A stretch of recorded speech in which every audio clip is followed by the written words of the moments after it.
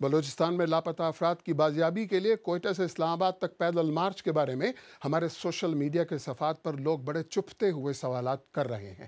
ایسے سوالات کا براہ راست جواب دینے کے لیے مارچ کے قائد ماما قدیر اسلام آباد اسٹوڈیو سے براہ راست ہمارے ساتھ شامل ہو رہے ہیں۔ آپ کو میں خیر مقدم کرتا ہوں ماما قدیر صاحب۔ پہلا سوال تو میں یہ پوچھنا چاہوں گا آپ سے کہ خوشحال خٹک نے پوچھا ہے کہ پنجابیوں کے ساتھ اور خیبر پختونخوا کے لوگوں کے ساتھ جو کچھ بلوچستان میں ہوا، ٹارگٹ کلنگ ہوئی، اس کے بارے میں تو آپ نے کبھی آواز نہیں اٹھائی۔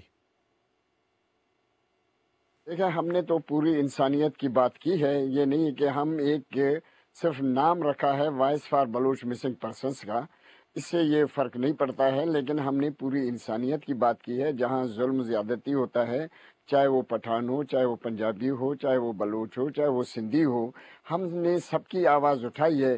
لیکن اس وقت جو ہے نا، اگر ہمیں مارا جائے، اس طرف بھی آپ تو دیکھیں کہ جو بلوچستان میں ظلم زیادتی ہو رہا ہے یا لوگوں کو اٹھایا جا رہا ہے، وہ خیبر پختونخوا کے لوگ ہیں، ملیشیا میں ہیں، آرمی میں ہے، ISI کے لوگ ہیں، یہ سارے خیبر پختونخوا کے ہیں۔ تو ہم ماما قدیر صاحب، گو کہ آپ کی آرگنائزیشن کا نام بلوچوں کی نمائندگی کرتا ہے، لیکن آپ یہ مانتے ہیں کہ جو پنجابیوں اور خیبر پختونخوا کے لوگوں کے ساتھ ہو رہا ہے وہ بھی زیادتی ہے، یہ آپ تسلیم کرتے ہیں؟ دیکھیں، زیادتی تو سب کے ساتھ ہو رہا ہے۔ جہاں ظلم ہوتا ہے، ظلم تو سب کے ساتھ ہو رہا ہے۔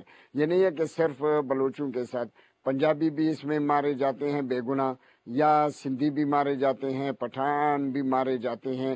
ابھی پشاور میں کیا حال ہے؟ ان کو تو بلوچ نہیں مار رہے ہیں نا، ان کو اپنے ہی فوج کے لوگ مار رہے ہیں، یا ان کو اپنے ہی اداروں کے لوگ مار رہے ہیں۔ ان پہ بمباریاں کی جا رہی ہیں، ان پہ ڈرون حملے کیے جا رہے ہیں۔ یہ کون ان کو مار رہا ہے؟ تو ان کے لیے ہم سب کے لیے آواز اٹھا رہے ہیں۔ بہت اچھی بات آپ نے کہہ دی، بڑی اچھی آپ نے بات کی ماما قدیر صاحب۔ ایک چیز اور میں پوچھنا چاہوں گا، ماضی میں کیا اسٹیبلشمنٹ سے اور اسلام آباد سے آپ کو انصاف ملا جو اب کی بار آپ توقع کر رہے ہیں کہ مل جائے گا؟ دیکھیں سر، کہ ہمیں اسلام آباد کے حکمران سے کوئی توقع نہیں ہے، اس لیے کہ ہم 5 سال سے احتجاج پر ہیں، 5 سال سے یہ آواز اٹھا رہے ہیں، لیکن اس میں دن بدن تیزی آ رہی ہے۔ ہمیں روزانہ کی بنیاد پہ مار رہے ہیں، آپریشن کر رہے ہیں، بمباری کر رہے ہیں۔ ابھی بھی کچھ دن پہلے جاؤ میں بمباری کیا تھا، وہاں لوگ گھروں میں تھے، شہید ہو گئے، بچے، بوڑھے، اور خواتین، اور تقریباً 32 یا 35 کے قریب لوگوں کو اٹھا کے لے گئے۔ تو ہم ان حالات میں ان پاکستانیوں سے کوئی ہمیں توقع نہیں ہے۔ مجھے ماما قدیر صاحب ایک چیز پوچھنے کی اجازت دیجیے، آپ متحدہ پاکستان پر اب بھی یقین رکھتے ہیں؟